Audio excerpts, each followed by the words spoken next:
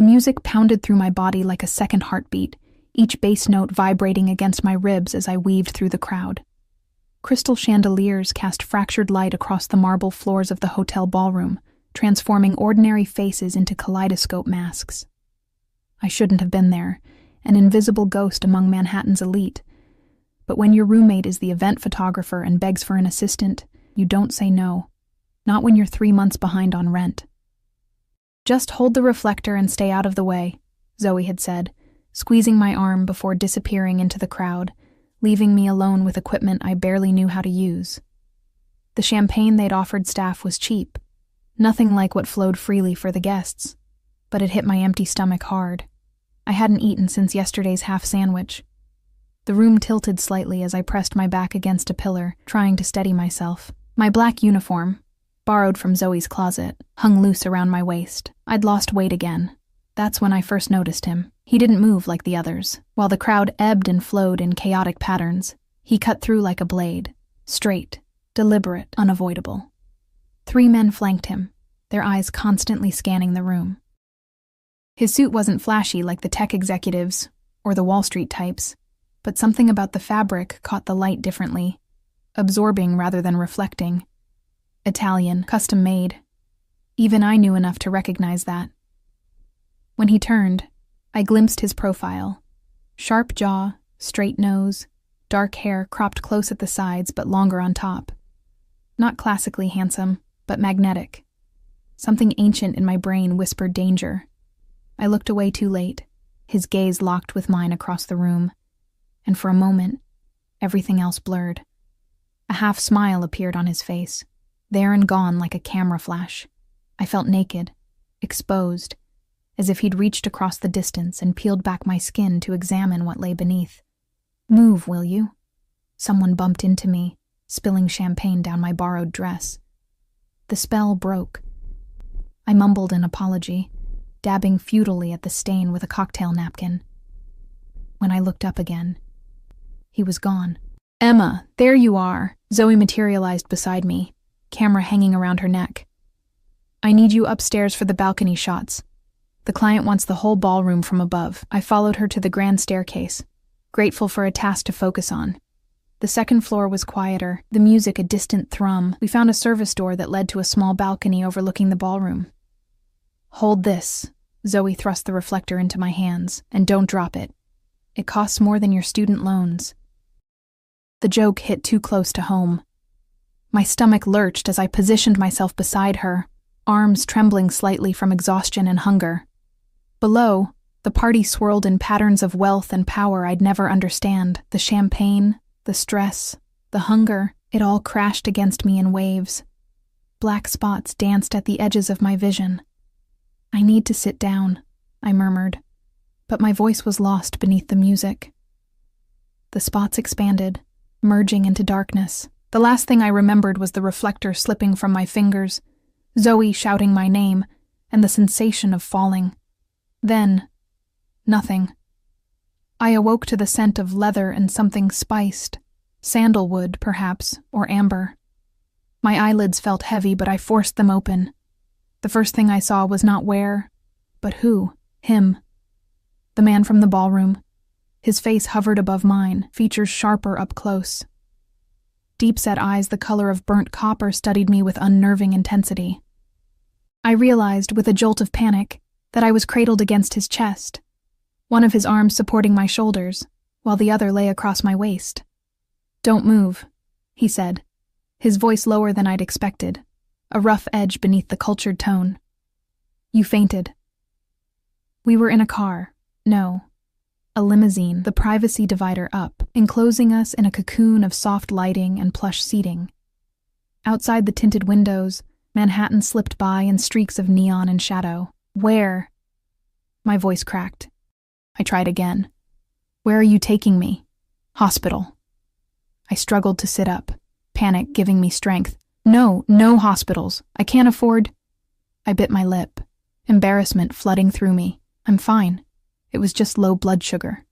Please, just let me out here." His arm tightened around me, not painfully, but with unmistakable authority. "You hit your head when you fell. You need medical attention. Who are you?" I managed, though I suspected I already knew. There had been whispers at the party about a guest no one dared approach directly.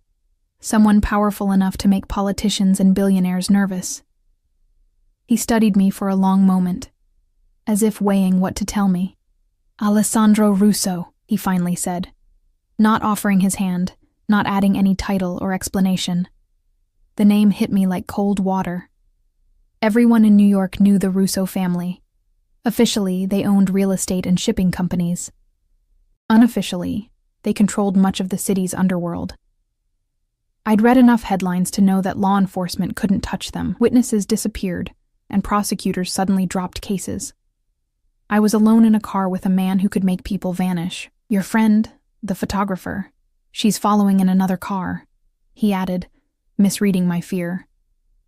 "She wanted to accompany you, but there wasn't room with my security." "I need to go home," I said, trying to keep my voice steady. "Thank you for helping me, Mr. Russo, but I'm really fine." His lips curved slightly. "Alessandro," he corrected. Then, "What's your name?" Something told me lying would be dangerous. "Emma Calloway." "Emma," he repeated, as if tasting the name. "You work for the event company?" "No, I was just helping my roommate. I'm a student at NYU, Fine Arts program." I was babbling now, words spilling out unchecked. "I graduate this spring, if I can afford the last semester's tuition." His expression changed subtly, interest sharpening. "You're an artist?" I nodded, not trusting my voice anymore. Why was he asking?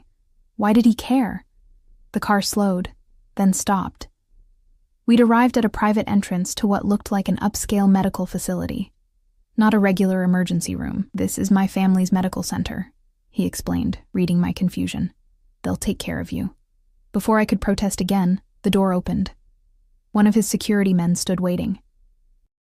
With surprising gentleness, Alessandro shifted me toward the door, but kept one arm firmly around my waist. "I can walk," I insisted weakly. "Humor me," he replied, guiding me out of the car with practiced ease. Inside, everything happened quickly.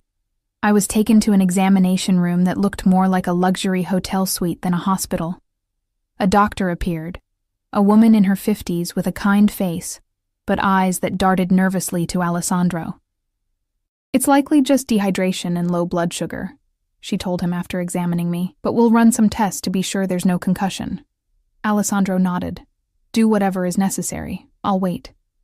"That's really not," I began, but he cut me off with a look. "I'll wait," he repeated, this time to me. After blood draws and a quick CT scan, the doctor confirmed her initial assessment. "You need rest, proper nutrition, and fluids," she told me. "I'm prescribing some vitamins and setting up a follow-up appointment." "I can't afford," I started to say. "It's taken care of," Alessandro interrupted. He'd stayed nearby throughout, making calls in hushed Italian that I couldn't understand. When the doctor left, he approached my bedside. "When was the last time you ate a proper meal, Emma Calloway?" The question caught me off guard. I looked down at my hands. "Yesterday. Maybe the day before." Something flashed across his face. Anger, but not directed at me. "That ends now." A nurse appeared with discharge papers. As I signed them, I noticed all billing information had been blacked out. Alessandro guided me back to the waiting limousine, his hand at the small of my back, not forcing, but unmistakably present. Inside the car, he handed me a small paper bag. "You need to eat something before taking the medication." Inside was a gourmet sandwich and bottled water. My hunger overwhelmed my pride, and I ate quickly, aware of his eyes on me. "Your roommate has been informed that you're safe, and will be brought home soon," he said once I'd finished. She was quite concerned. Relief washed through me. At least Zoe knew where I was. "Thank you," I said softly, "for everything. But you really didn't have to do all this." "Yes," he said simply. "I did." The car stopped outside my apartment building in Brooklyn, a run-down walk-up that looked especially shabby after the luxury I'd just experienced. Alessandro frowned as he took in the graffiti-covered entrance, the broken security door. "This is where you live?" I bristled despite myself. "Not everyone can afford Manhattan penthouses, Mr. Russo." He didn't respond to my tone. Instead, he reached into his jacket and withdrew a business card. Simple, cream-colored stock with just his name and a phone number embossed in black. He pressed it into my palm, his fingers lingering against mine. "If you need anything at all, you call this number. It reaches me directly." I stared at the card. "Why would you—" "I have a proposition for you," he cut in. "A business proposition. Your artwork." My heart skipped. "My artwork? I collect pieces from emerging artists. I'd like to see your work." His eyes held mine. "Think about it. Call the number when you're ready." One of his security men opened my door. Before I could step out, Alessandro leaned closer. The scent of his cologne enveloped me, making my head spin. "Rest, Emma," he said, his voice low near my ear. "We'll speak again soon." I managed a nod, then escaped the intensity of his presence. As I fumbled with my keys at the building's entrance, the limousine remained idling at the curb. Only when I was safely inside did it pull away. Upstairs, I found Zoe pacing our tiny living room. "Emma, oh my God!" She threw her arms around me. "Are you okay? When you fell, I thought? And then he just appeared out of nowhere and caught you before you hit the ground. He wouldn't let anyone else touch you." My mind reeled. "What? He caught me? You don't remember? You started to collapse, and I screamed, and suddenly he was there, like he'd been watching you. He caught you before you hit the floor, carried you out himself." Her eyes were wide. "Do you know who that was?" I sank onto our threadbare couch, the business card still clutched in my hand. "Alessandro Russo." Zoe's face paled. "The Alessandro Russo? Holy shit, Em. Those guys with him, they blocked anyone from following you. One of them told me you were being taken care of and gave me a card to call for updates. I've been getting text messages about your condition." I closed my eyes, trying to process everything. "He wants to see my artwork." "What?" Zoe sat beside me, grabbing my arm. "Are you serious?" "He said he collects pieces from emerging artists." Even saying it aloud sounded absurd. Zoe was quiet for a long moment. "Em, be careful. Guys like that, they don't just help random girls out of kindness." I thought about the way he'd looked at me, the gentle way he'd held me, the authority in his voice when he said that ends now about my hunger. "I know," I whispered. But later that night, as I lay in bed staring at the ceiling, his business card on my nightstand, I couldn't stop thinking about the moment when I'd first opened my eyes in his arms, his face hovering above mine, those copper eyes searching my face as if memorizing every detail. In my half-conscious state, just before fully waking, I could have sworn I heard him whisper something as he held me, a single word that made no sense. Hours. 3 days passed before I found the courage to call the number on Alessandro's card. 3 days of Zoe alternating between excitement, "Do you know how much his kind of people pay for art?" and concern, "Just be careful, Em. Men like him always want something." 3 days of trying to convince myself I had imagined the whispered word, the intensity in his eyes. My finger hovered over the call button for nearly 10 minutes before I finally pressed it. The phone rang twice before a deep voice answered. "Not Alessandro's. Ms. Calloway," the man said. Not a question, but a statement. "The boss is expecting your call." My stomach dropped. How did they know it was me? I hadn't even given my name to the caller ID.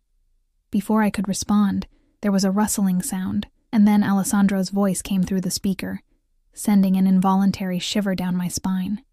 "Emma," he said, and somehow the way he pronounced my name made it sound like something precious. "I was beginning to think you wouldn't call. My voice caught. I cleared my throat and tried again. "I've been thinking about your offer. To see my artwork." "Good. Are you free tomorrow afternoon?" The question caught me off guard. I had expected more preamble, perhaps a formal gallery appointment. "Yes, I don't have classes on Fridays." "Perfect. My driver will collect you at 2. It wasn't a request. Bring samples of your work, whatever you consider your best pieces." "Mr. Russo?" "Alessandro," he corrected, the same way he had in the car. "Alessandro," I repeated, the name feeling foreign on my tongue. "I don't think I can transport my larger canvases. I work primarily in oils, and some of them are quite big." There was a pause, and I could almost feel him recalibrating. "Where do you work? Do you have a studio?" "Just my bedroom," I admitted, embarrassment warming my cheeks. I had studio space at school, but I couldn't afford the fees this semester. Another pause. Longer this time. When he spoke again, his voice had an edge to it. Give me your address. I'll come to you. Alarm bells rang in my head. A man like Alessandro Russo in our shabby apartment? That's not necessary. It is. He cut me off. If I'm to properly evaluate your work, I need to see it in its entirety, not just samples. I swallowed hard. There was no graceful way to refuse without losing this opportunity completely. And despite my apprehension, a part of me, the part that had been creating art in obscurity for years, desperately wanted someone to see my work. Really see it. Okay, I said finally, giving him my address, though he likely already had it. 2:00 tomorrow, he confirmed. And Emma? Yes? Eat something today. The line went dead. I stared at my phone, equal parts irritated and intrigued by his commanding tone. Who tells a stranger to eat? But then again, he had seen me at my worst, fainting from hunger, vulnerable and embarrassed. That evening, I spent hours cleaning our apartment, then rearranging my paintings to create a makeshift gallery in our small living room. Zoe helped, moving furniture to make more space, hanging pieces on every available wall. You know, she said, stepping back to examine a large canvas depicting a woman dissolving into smoke. These are really good, Em. Like, seriously good. I know I've said it before, but seeing them all together like this... She whistled low. No wonder he wants to see them. He hasn't seen them yet, I reminded her, anxiety churning in my stomach. And he's probably just being polite because of what happened at the party. Zoe gave me a skeptical look. Men like Alessandro Russo don't do anything out of politeness. They do things because they want something. She hesitated. Just promise me you'll be careful tomorrow. Don't be alone with him. We'll be right here in the living room, I assured her, though the thought of being alone with him sent contradictory pulses of fear and anticipation through my body. I'll try to come home early, she promised. That night I barely slept. Every time I closed my eyes, I saw his face, felt the phantom sensation of his arms around me. By morning, dark circles shadowed my eyes, and no amount of concealer could hide my exhaustion. At precisely 2:00, a sharp knock came at our door. My heart hammered as I crossed the living room, wiping my sweaty palms on my jeans before opening the door. Alessandro filled the doorframe, taller than I remembered, dressed in a charcoal suit that probably cost more than a year's rent. Behind him stood one of his security men, face expressionless. Emma, Alessandro said, his eyes sweeping over me in a quick assessment that missed nothing, not the nervous fidget of my hands nor the dark circles under my eyes. You didn't sleep. Not a question. I stepped back, allowing him to enter. I was preparing, I said, gesturing to the living room where my paintings were displayed. He nodded to his security man, who took up position outside the closed door. Then he turned his full attention to the room, to my art. I watched his face as he moved slowly from piece to piece, studying each with an intensity that made my skin prickle. For several minutes he said nothing, just moved methodically around the room. I hovered anxiously, waiting for some reaction, some indication of what he thought. Finally he stopped before my largest canvas. A dark cityscape with a single illuminated window, a solitary figure silhouetted against the light. This one, he said, turning to me. Tell me about it. I moved closer, but maintained a careful distance. It's called Witness. It's about urban isolation, how we can be surrounded by millions of people but still completely alone. How we watch each other from a distance but rarely connect. He studied me with the same intensity he'd given the painting. You feel this way? Isolated. The question felt too personal, but something in his gaze compelled honesty. Sometimes. Don't we all? No, he said simply. Not all of us. He turned back to the painting. How much? I blinked, caught off guard. I'm sorry? How much for this piece? My mind went blank. I'd sold a few small paintings through student exhibitions, but nothing this size, nothing this personal. I don't know. I hadn't thought about selling it. Alessandro turned to me fully, his expression unreadable. Everything has a price, Emma. Name yours. Something about his phrasing sent a shiver through me. 5,000, I blurted out, naming a figure that seemed outrageous to me. The corner of his mouth twitched, not quite a smile. That's severely undervalued. He reached into his jacket and withdrew a checkbook. 20,000. I gasped. That's too much. It's not worth. I decide what things are worth to me, he interrupted, already writing the check. And I want this piece, along with those two. He nodded toward a pair of smaller canvases. One of a woman with her back turned, looking out over turbulent water, another of hands reaching through darkness toward a single point of light. I felt dizzy. Those as well? 10,000 each. He tore out the check and held it out to me. 40,000 total. My hand trembled as I took the check, staring at the amount written in bold, confident strokes. This was more money than I'd ever seen at once. Enough for tuition, rent, supplies for a year or more. Why? I managed to ask, looking up at him. Alessandro studied me for a long moment. Because they speak to me, because you have talent that deserves recognition, and because I want them.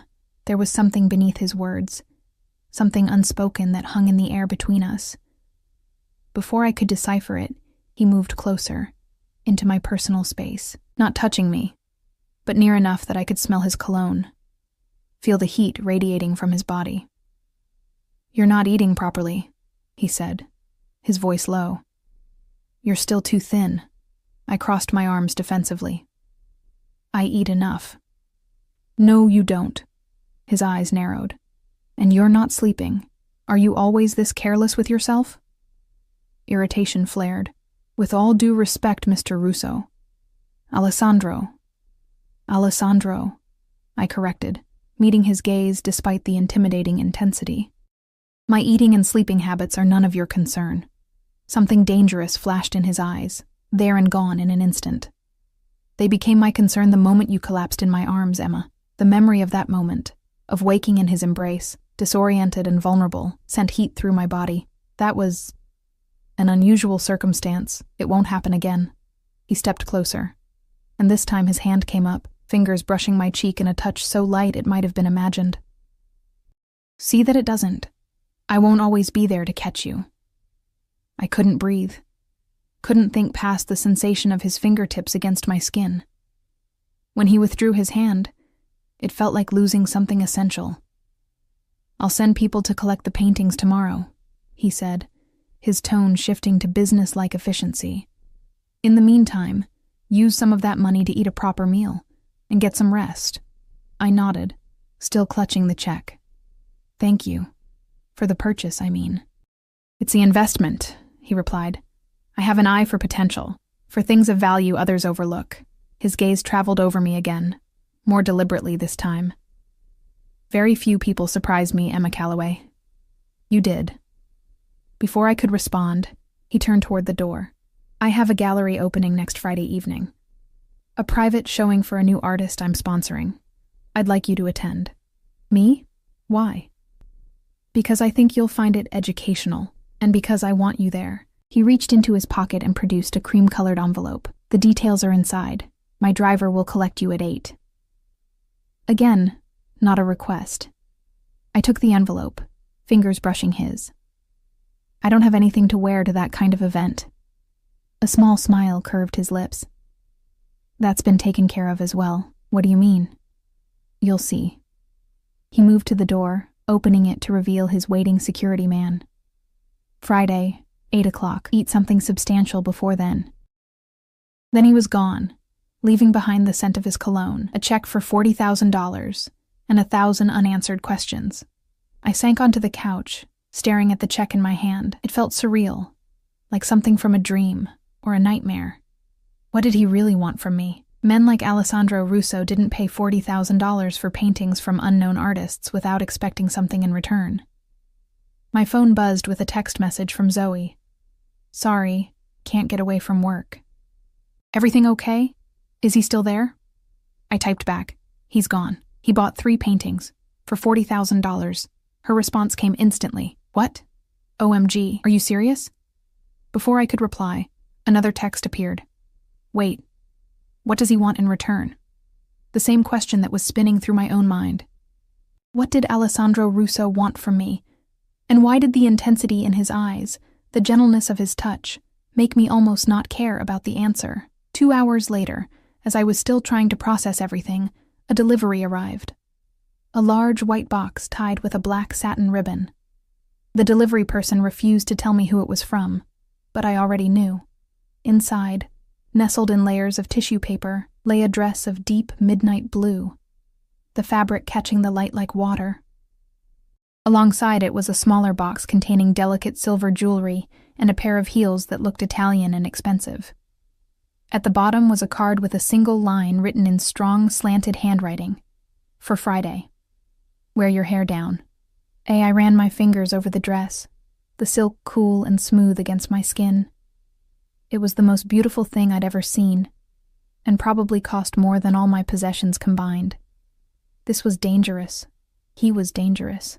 Everything about this situation screamed at me to run, to tear up the check, return the dress, forget Alessandro Russo and his intensity, his unexpected gentleness, his commanding presence. Instead, I found myself lifting the dress from its box, holding it against my body as I looked in the mirror.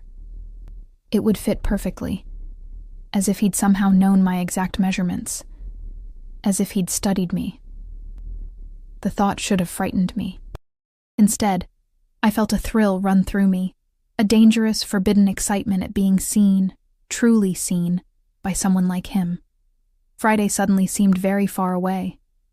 The next morning, I deposited the check, half expecting it to bounce despite knowing it wouldn't.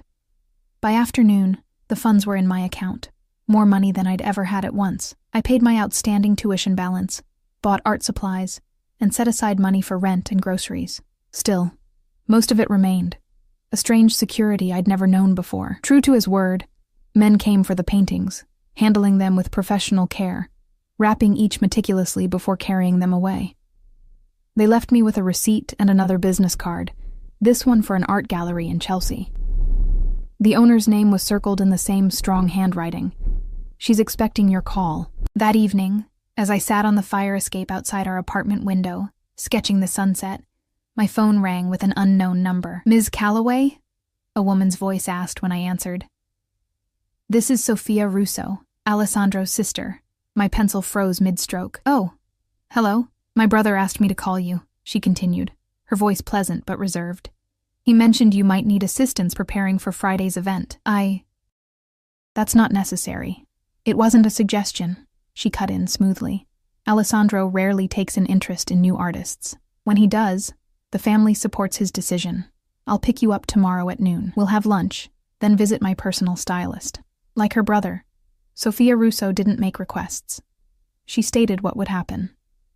Before I could formulate a response, she added more softly, "He told me about your work. I'd like to see it for myself sometime." "Of course," I managed. "Good. Noon tomorrow, then." She hung up. I stared at my phone, then out at the darkening sky. What was happening to my life? A week ago, I was just another struggling art student, invisible and forgettable. Now I had caught the attention of one of New York's most powerful and dangerous families, all because I'd fainted at a party. All because Alessandro Russo had caught me as I fell. All because he'd whispered that single, inexplicable word as I lay unconscious in his arms. Ours. Sophia Russo was nothing like her brother. Where Alessandro emanated danger and intensity, Sophia was all polish and practiced charm. She arrived in a sleek black Mercedes, not a limousine, with only a driver and no visible security. Her handshake was firm, her smile diplomatic, her designer outfit impeccable without being flashy. "You're smaller than I expected," she said, appraising me as we settled into the back seat. "Alessandro said you were too thin, but I assumed he was exaggerating." I shifted uncomfortably. "I've been busy with school. Sometimes I forget to eat." Sophia raised a perfectly shaped eyebrow. "A dangerous habit, especially around my brother." "What do you mean?" "Alessandro has protective instincts." She studied me with eyes the same burnt copper as her brother's. "He doesn't like seeing vulnerability without addressing it." The car glided through Manhattan traffic with the frictionless ease of extreme wealth. We arrived at a discreet restaurant on the Upper East Side, where the maitre d' greeted Sophia by name and led us to a private dining room. "So," Sophia said once we were seated and wine had been poured, "tell me about your art." "Didn't Alessandro already tell you?" I'd prefer to hear it from you. I described my work, my techniques, my inspiration. As I spoke, Sophia watched me with an analytical gaze that missed nothing. She asked specific, knowledgeable questions that revealed her own extensive art background. "You're talented," she concluded as our main course arrived. "But talent alone doesn't explain my brother's interest." I set down my fork. "What does that mean?" Sophia took a sip of wine, considering her words. "Alessandro doesn't collect art for status or investment, though he's shrewd about both. He collects pieces that speak to him on a personal level." She leaned forward slightly. "The fact that he purchased 3 of your works at once is unusual. I got the impression he overpaid significantly." "Oh, he absolutely did." Sophia waved a dismissive hand. "But money means nothing to him. Your paintings contain something he wanted to possess." A chill ran through me at her phrasing. "I just paint what I see and feel. And what my brother saw in your work resonated with him." She studied me again. "What happened at the gallery event? Alessandro told me you fainted, but he was unusually vague about the details." I described the night, ending with waking up in Alessandro's arms. I omitted the whispered word. It felt too private, too confusing to share, even with his sister. Sophia listened intently. When I finished, she nodded slowly. "And now he's invited you to the opening on Friday, as his guest. Is that significant?" "Alessandro doesn't bring guests to business events," Sophia said carefully. "Ever." The implications hung between us. I pushed my half-eaten food around my plate, appetite suddenly gone. "I don't understand what he wants from me." Sophia's expression softened fractionally. "Neither does he, I suspect."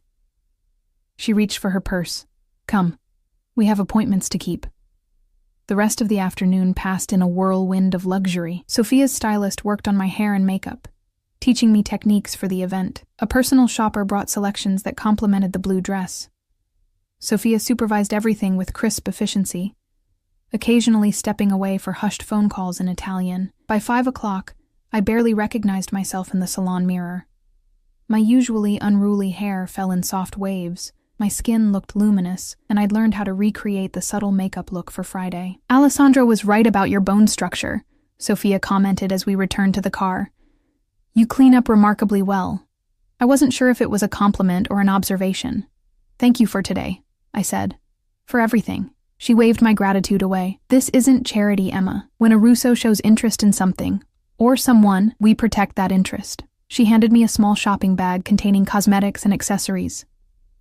"Friday is important to Alessandro. Important people will be there. Don't embarrass him." "I'll do my best," I said stiffly. Sophia's expression thawed slightly. "That came out harsher than intended. What I meant was, be yourself, but the best version.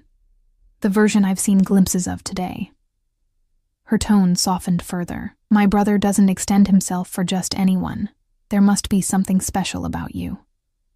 Before I could respond, the car stopped outside my building. Sophia's eyes narrowed at the graffiti-covered entrance.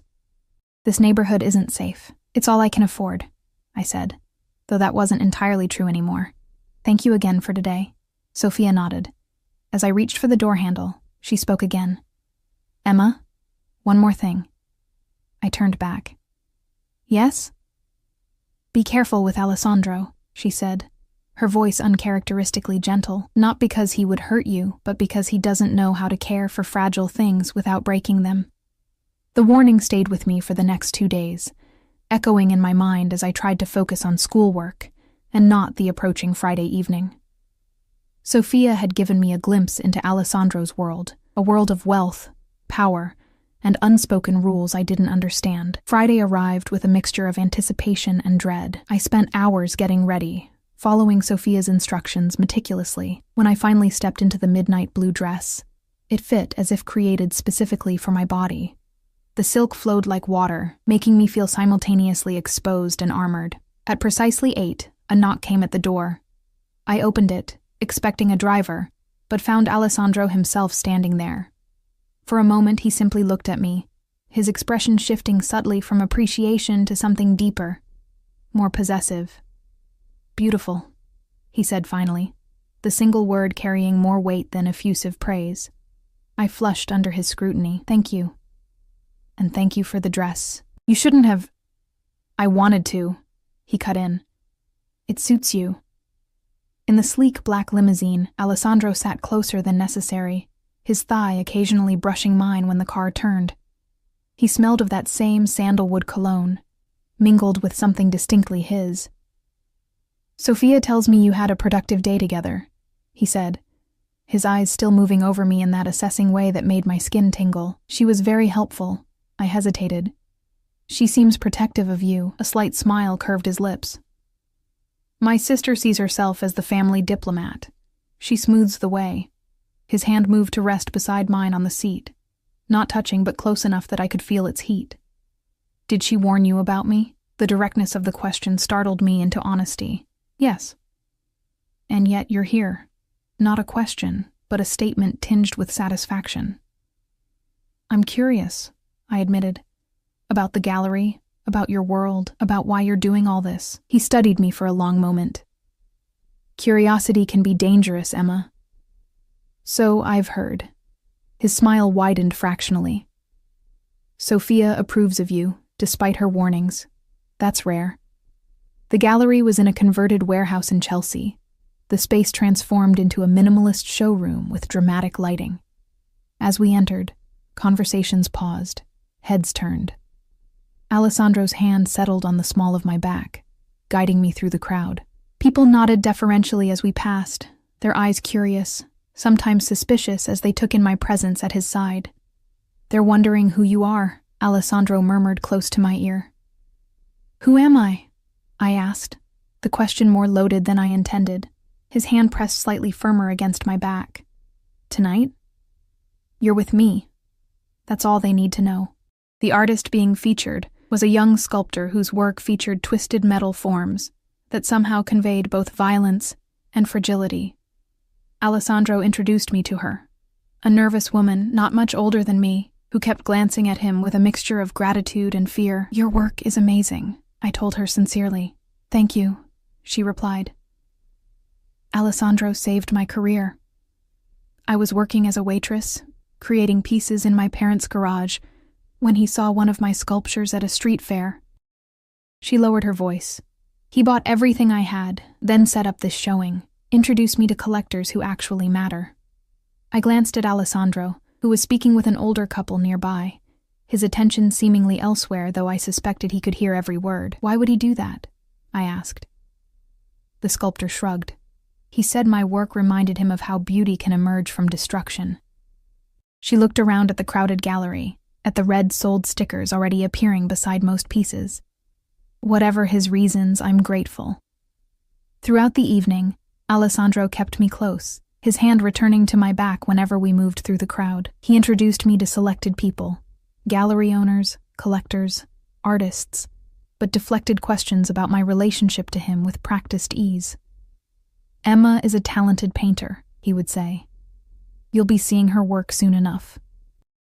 By the time we left, my head was spinning from champagne and information overload. The limousine waited at the curb, and Alessandro helped me inside with a gentleness that contrasted with the commanding presence he'd projected all evening.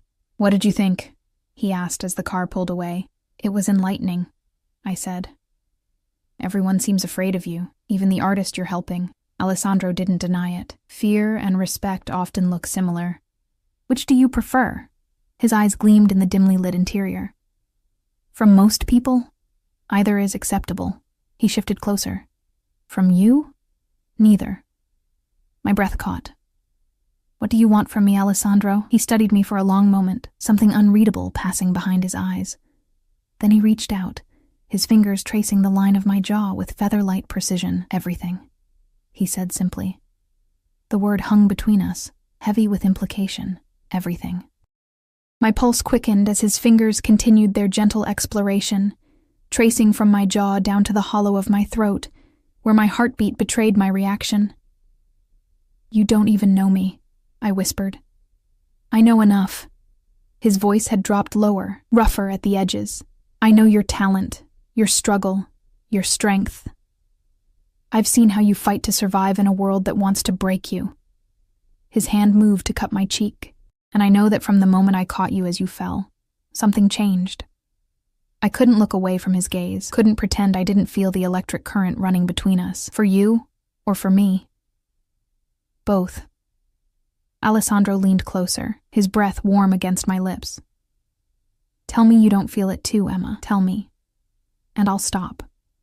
The invitation to refuse was there, genuine despite the power he held over me in so many ways. I could end this now, with a single word. Instead, I found myself closing the distance between us, my lips meeting his in a kiss that started tentative, but quickly blazed into something desperate and consuming. His hand slid into my hair, cradling my head as he deepened the kiss. I tasted expensive champagne and something darker, more intoxicating. My fingers clutched at the lapels of his jacket, anchoring myself against the sensation of falling all over again. When we broke apart, both breathing hard, his eyes had darkened to molten copper. "Come home with me," he said, the words somewhere between a question and a command. Warning bells rang in my head, Sophia's caution echoing. He doesn't know how to care for fragile things without breaking them, yet I found myself nodding, unable to deny the pull between us. Unable to walk away from whatever this was becoming. Alessandro pressed a button on the console beside him, murmured something in Italian to the driver, then drew me back into his arms. The rest of the ride passed in a blur of heated kisses and exploring touches, his hands respectful yet possessive, always stopping just short of crossing invisible boundaries. His home was not what I expected. Instead of a sterile penthouse, the limousine delivered us to a converted industrial building in Tribeca.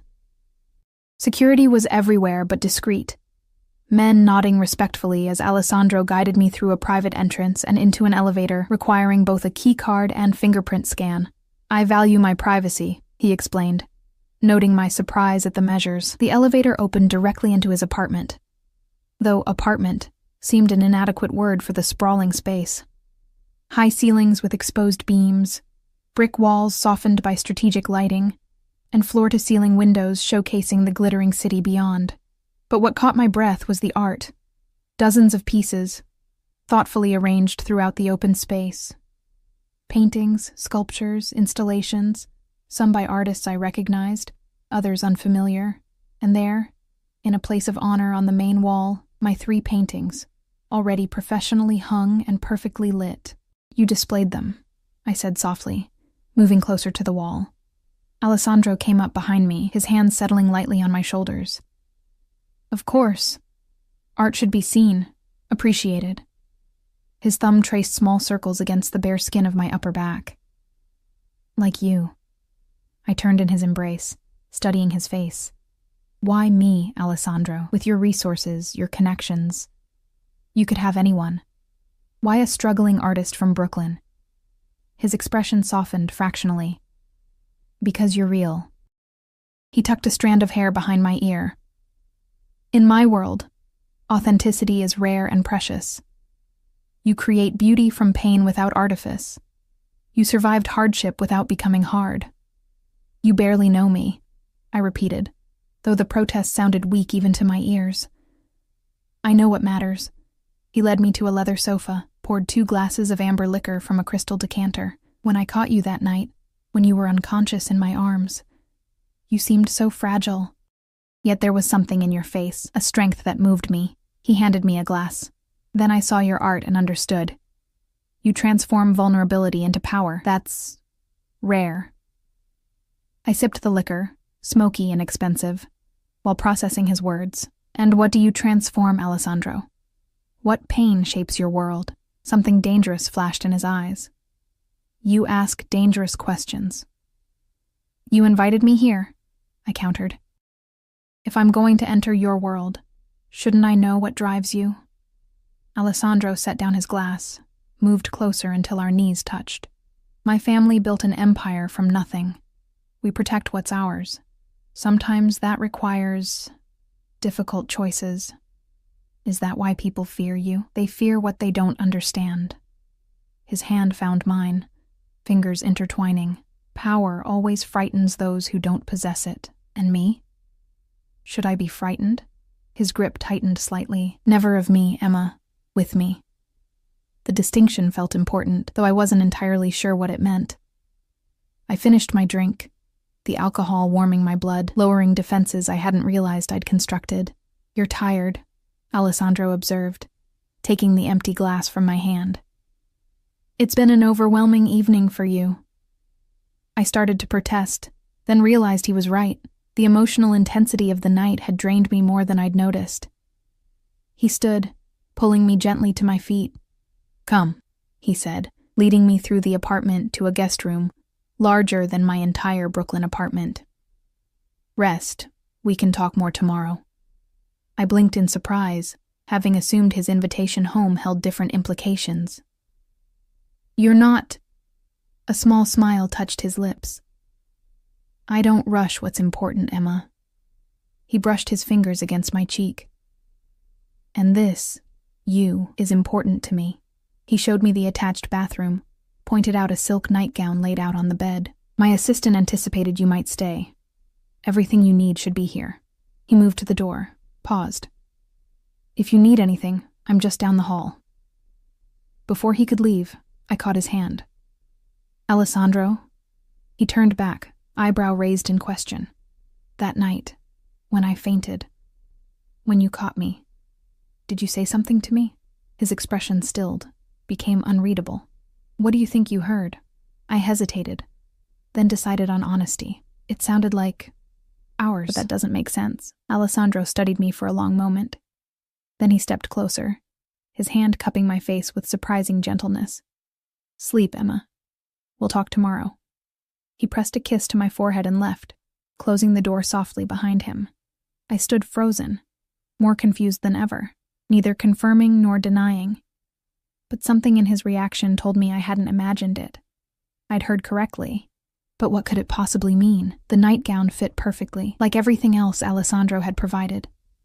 I slipped between silken sheets, my body exhausted, but my mind racing. Despite my mental turmoil, sleep claimed me quickly, deep and dreamless. I woke to sunlight streaming through windows and the scent of coffee. For a moment I was disoriented, the luxurious surroundings unfamiliar. Then memories flooded back, the gallery, the limousine, Alessandro's kiss, his mysterious non-answer to my question. After showering in the marble bathroom stocked with expensive toiletries, I found clothes laid out, designer jeans and a cashmere sweater that fit as if made for me. The thought was both comforting and unsettling. How much had Alessandro planned? How long had he been watching me before that party? I followed the coffee scent to the kitchen, where I found not Alessandro, but a middle-aged woman preparing breakfast. "Good morning, Miss Emma," she said with a slight accent, Eastern European perhaps. "Mr. Russo had to step out for a business matter but said to make you comfortable. Breakfast will be ready in 5 minutes." "Thank you." I accepted the coffee she offered, wandered to the floor-to-ceiling windows while I waited. The view was spectacular. Manhattan spread below like a living map, the morning sun glinting off glass and steel.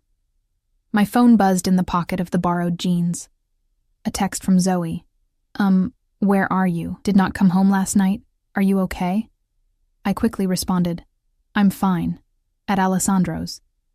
"Nothing happened. We'll explain later." Her response was immediate. "Nothing happened? At Alessandro Russo's? Call me." Before I could reply, I heard the elevator doors open. Alessandro strode in, dressed impeccably in a charcoal suit, speaking rapid Italian into his phone. He spotted me by the windows and his expression warmed, though he continued his conversation for another minute before ending the call. "You slept well?" he asked, crossing to where I stood. I nodded. "Better than I have in months. Good." He brushed a kiss against my cheek, the gesture surprisingly domestic. "I'm sorry I wasn't here when you woke. An urgent matter required my attention." "It's fine. Your housekeeper has been very kind. Mrs. Petrova takes good care of me." He guided me to the dining area where breakfast was being laid out, an impressive spread of pastries, fruit, and eggs. And now a view. Over breakfast, Alessandro outlined his day, meetings until early afternoon. Then he would be free. "I thought perhaps I could show you my other galleries. Several have spaces opening for exhibitions in the coming months." The implication was clear. "You want to show my work?" Of course. He said it as if it were the most natural thing in the world, as if unknown artists regularly received such opportunities. Your talent deserves to be seen. I set down my coffee cup carefully. Alessandro, this is happening very fast. Yesterday I was a student struggling to pay tuition. Today you're talking about gallery exhibitions. And it feels, I don't know, like I haven't earned it. His expression hardened slightly. The art world isn't a meritocracy, Emma. Talent means nothing without opportunity and connections. I'm offering both. Because you... What? Like my paintings? Like me? I met his gaze directly. What am I to you, Alessandro? He reached across the table, took my hand in his. You're something precious I found unexpectedly. Something I want to protect and nurture. His thumb stroked across my knuckles. Is that so difficult to accept when it comes from someone like you? Yes. Someone like me, he repeated, a dangerous edge entering his voice. And what am I, in your eyes? I didn't look away. Powerful. Dangerous. Someone who takes what he wants and eliminates obstacles. Someone people fear. I paused. Someone I'm drawn to despite all the warning signs. Alessandro's grip tightened. At least you're honest. He studied me for a long moment. My world is complicated, Emma. There are aspects of my business, my family that would disturb you. But I can promise you this. What I feel for you is real, unexpected, but real. What do you feel for me? I asked, my voice barely above a whisper. We barely know each other. Alessandro considered this, his thumb still making slow circles against my hand. In my experience, time is not the most reliable measure of connection. He leaned forward slightly. I've known people for decades whom I understand less than I understand you after these few days. That doesn't answer my question. A ghost of a smile touched his lips. No, it doesn't. He released my hand and stood. Come with me. I want to show you something. Curious. I followed him through the apartment to a door I hadn't noticed the night before. It required another key card to open, revealing a private study. Unlike the modern aesthetic of the rest of his home, this room was old world. Leather-bound books lining the walls, a massive antique desk, and the scent of aged paper and wood polish. Alessandro crossed to a painting mounted behind his desk, a small, dark piece depicting a young woman with haunted eyes standing before a burning building. The style was centuries old, Renaissance perhaps, but the emotion in the subject's face felt startlingly modern. My grandmother, he said, watching my reaction. Painted in 1942, after she fled the Nazis who burned her family home in northern Italy. I moved closer, studying the details, the subtle reflection of flames in her eyes, the way her hands were both clenched and protective. It's extraordinary. She was 19, Alessandro continued. Alone, her family murdered, with nothing but her wits to keep her alive. His voice softened. She met my grandfather a month later. He was a young soldier with connections to the resistance. They married within 6 weeks. That's very fast, I observed. When you find something worth protecting in a world determined to destroy everything beautiful, you don't hesitate. He turned to face me fully. My grandmother said she knew within moments of meeting him that he would either save her or destroy her. Sometimes, Emma, the heart recognizes what the mind would question. The parallel was unmistakable. I swallowed hard. And did he? Save her? They saved each other. Alessandro's gaze was intense. They built a new life in America, created a family, an empire. Everything I have began with that moment, that recognition between them. Is that what this is? I asked, gesturing between us. Recognition? I believe so. He moved closer, his hand coming up to trace the line of my jaw. When I caught you that night, when I held you in my arms, something shifted. I can't explain it rationally. That's not very reassuring coming from a man in your position. Don't you need to be rational, calculating? In business, yes. In matters of the heart? He shrugged slightly. Even I must surrender to forces beyond my control sometimes. The vulnerability in that admission struck me more powerfully than any declaration could have. Alessandro Russo, admitting there were things he couldn't control. It humanized him in a way nothing else had. You still haven't told me what you whispered that night, I said. His expression became guarded, perhaps because I'm not sure you're ready to hear it. I'm stronger than I look. I'm well aware. His fingers moved from my jaw to the pulse point at my throat. Your heart is racing. You make me nervous. Good, he murmured, leaning closer. Nervousness is appropriate when standing at the edge of something life-changing. This time, I was the one who initiated the kiss, rising on my toes to press my lips to his. Alessandro responded immediately, his arms encircling me, drawing me against his body with controlled urgency. Unlike the tentative exploration of our first kiss, this was deeper, more demanding, a claiming on both our parts. When we broke apart, his eyes had darkened to that molten copper that made my stomach tighten. Stay with me today, he said, his voice rough. The meetings can wait. I hesitated, torn between desire and caution. I have classes. Skip them. His hands trace down my spine, settles possessively at the small of my back. Just for today. The recklessness of it appealed to something in me I hadn't known existed. The desire to throw caution aside, to dive headlong into whatever this was. Consequences be damned. Just for today, I agreed. His smile was transformative, warming his normally austere features. I'll make some calls. We spent the day in a bubble of intimacy that felt surreal. Alessandro showing me his private collection of art, explaining the stories behind each piece. We talked for hours about everything and nothing. My childhood in a small Pennsylvania town, my dreams for my art, books we'd read, places we wanted to see. He ordered lunch delivered from an exclusive restaurant, and we ate on the balcony overlooking the city. Afterwards, he showed me his extensive library, pulling volumes of art books I'd only seen behind glass in university collections.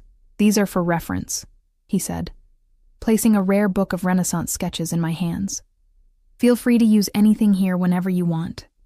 The casualness of the offer, as if I would naturally be spending enough time here to make use of his library, wasn't lost on me. Alessandro spoke of us as if we were already established, as if my integration into his life was a foregone conclusion. Part of me wanted to resist this assumption, to assert my independence. But another part, the part that had always felt unseen, unvalued, basked in his focused attention, in being treated as if I mattered. As evening approached, Alessandro received a call that made his expression darken. He spoke in rapid Italian, his tone hardening with each exchange. When he hung up, the warmth I'd witnessed all day had vanished, replaced by cold calculation. I need to go out, he said, already reaching for his jacket. A situation requires my personal attention. Is everything okay? He paused, considering his words. Business complications, nothing for you to worry about. He crossed to me, placed a gentle kiss on my forehead. My driver will take you home if you wish, or you're welcome to stay. I may be late.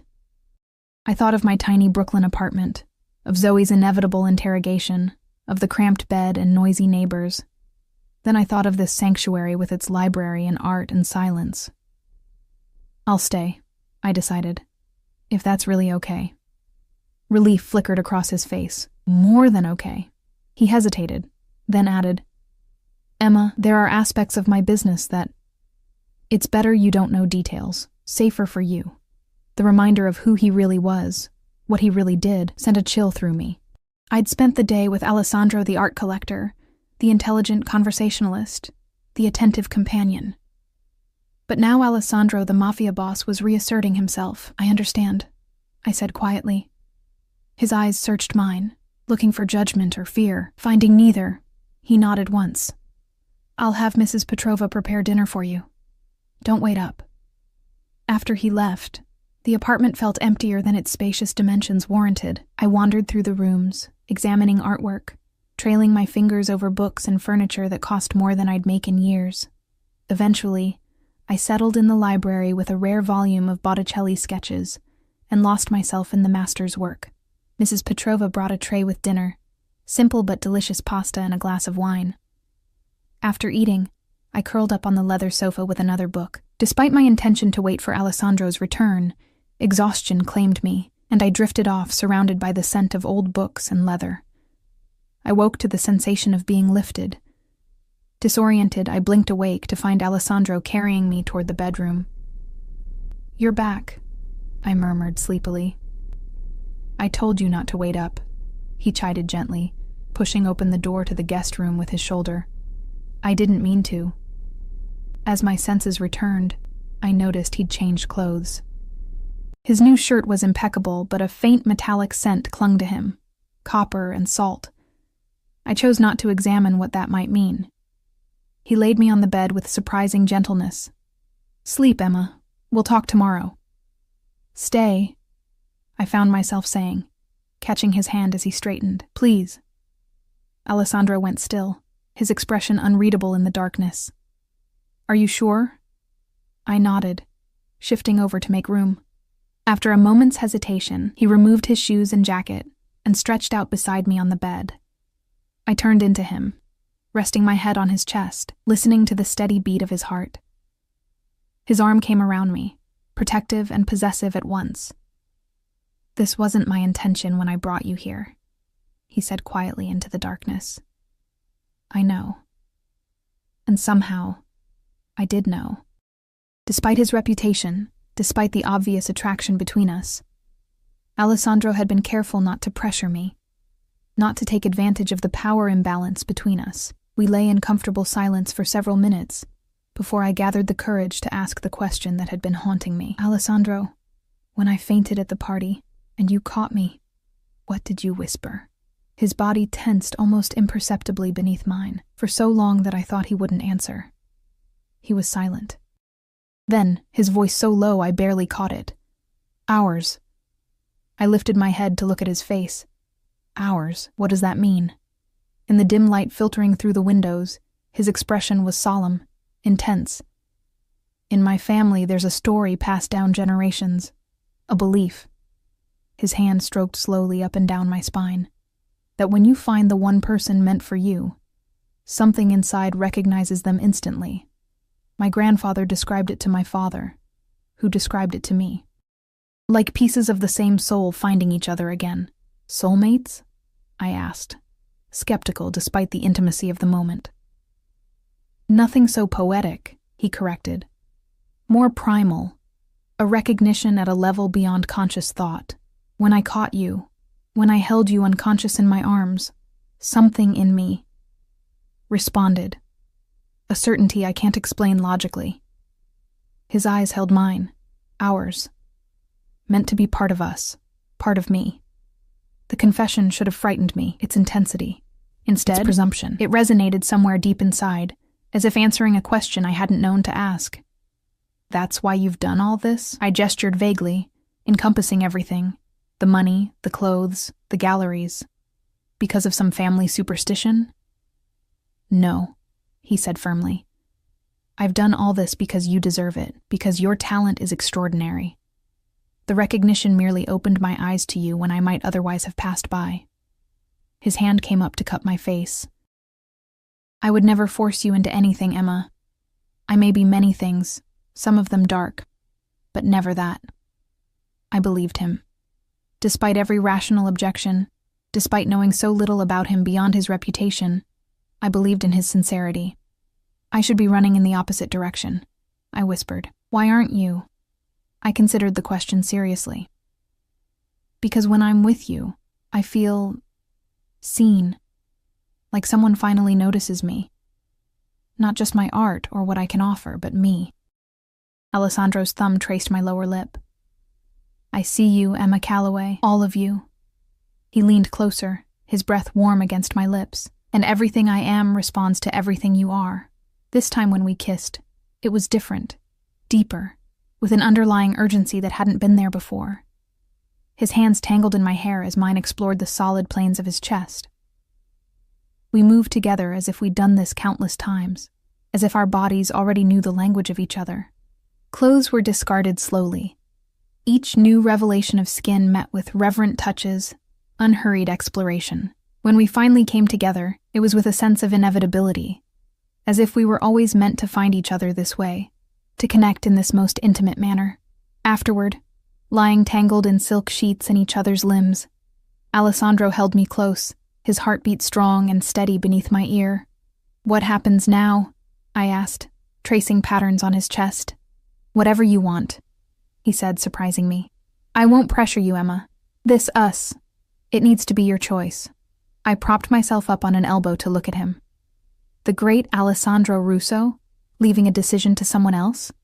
I'm shocked. A smile tugged at his lips. "Only for you." His expression grew serious. "My life is complicated. There are aspects of my family, my business, that will never be completely legitimate.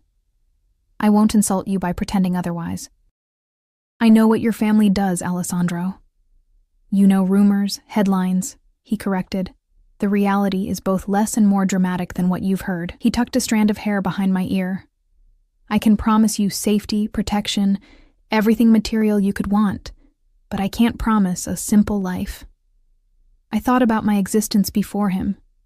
The struggle to pay rent, to buy art supplies, to be noticed in a world that valued connections over talent. Then I thought about these past few days. Not just the luxury and opportunity, but the feeling of being valued, being seen. "I don't need simple," I said finally. "I just need real." Alessandro's eyes darkened. "What we have is real, Emma. Perhaps the only real thing in my world right now." He pulled me back into his arms, and we slept entwined, my head on his chest, his arms protective around me. The following months transformed my life in ways I could never have imagined. Alessandro kept his promises. My work was featured in prestigious galleries, collectors began acquiring my paintings, and critics praised my raw emotional honesty. I finished my degree with honors, no longer worrying about tuition or supplies. More importantly, I found in Alessandro a partner who challenged me, protected me, and loved me with an intensity that still sometimes took my breath away. He never hid the darker aspects of his world from me, but he kept them separate enough that I could pretend they didn't exist most days. Zoe worried constantly, though she warmed to Alessandro after he helped her secure a prestigious photography position. Sophia became, unexpectedly, both mentor and friend, guiding me through the complexities of Alessandro's world with surprising patience. 6 months after that fateful party, Alessandro took me back to the hotel ballroom where we first met. The space was empty, save for thousands of candles and an elaborate dinner for two beneath the crystal chandeliers.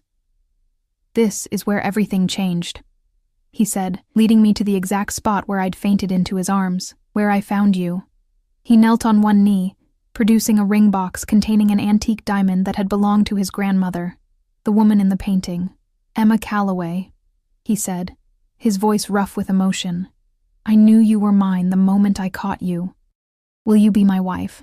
Looking down at this powerful, dangerous, complex man who had seen me when I was invisible to everyone else, I knew there was only one possible answer. "Yes," I whispered, offering my hand. Ours. As he slipped the ring onto my finger, as he rose to kiss me beneath the same chandeliers where I'd once fainted from hunger and exhaustion, I understood that sometimes falling, literally and figuratively, leads not to disaster, but to being caught by the right arms at exactly the right moment. I had fallen into Alessandro Russo's world by accident, but I would stay by choice.